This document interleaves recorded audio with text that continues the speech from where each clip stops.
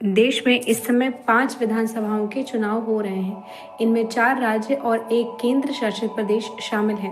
केंद्र शासित प्रदेश पुदुचेरी में मतदान पूरा हो चुका है। इसके अलावा केरल, असम और तमिलनाडु में भी वोटिंग संपन्न हो चुकी है। वहीं पश्चिम बंगाल में चुनाव 2 चरणों में हो रहे हैं। पहला चरण पूरा हो गया है और दूसरा 29 तारीख को होना है।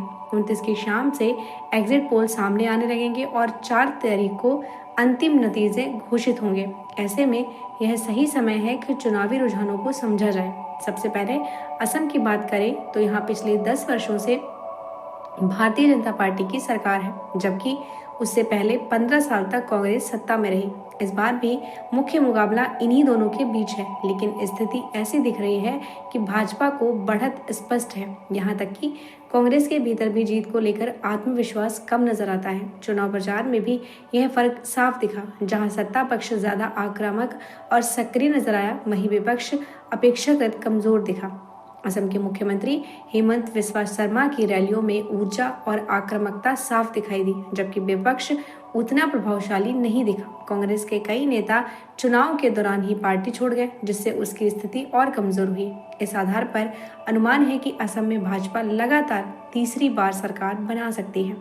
अब तमिलनाडु की बात करें तो 1967 के बाद से कांग्रेस यहां सत्ता में वापसी नहीं कर पाई। राज्य की राजनीति मुख्य रूप से 2 द्रविड़ दलों द्रमुक और अन्ना द्रमुक के बीच घूमती रही है।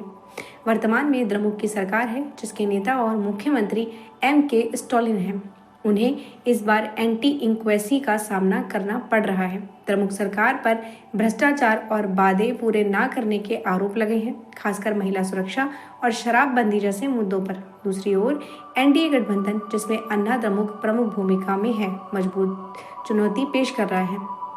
भारतीय जनता पार्टी भी यहाँ धीरे धीरे अपनी उपस्थिति बढ़ा रही है। मौजूदा रुझानों के अनुसार तमिलनाडु में सत्ता परिवर्तन की संभावना दिखाई देती है। केरल की बात करें तो यहाँ पारंपरिक रूप से 2 गठबंधन, लेफ्ट डेमोक्रेटिक फ्रंट और यूनाइटेड डेमोक्रेटिक फ्रंट, आमने सामने रहते हैं। मौजूदा मुख्यमंत्री पिनराई विजयन के नेतृत्व में वाम मोर्चा सरकार चला रहा है, लेकिन इस बार 10 साल की एंटी इंक्वेसी के चलते मुकाबला कड़ा हो गया। संभावना यह भी है कि यहाँ किसी एक दल को स्पष्ट बहुमत न मिले और त्रिशंकु विधानसभा बने।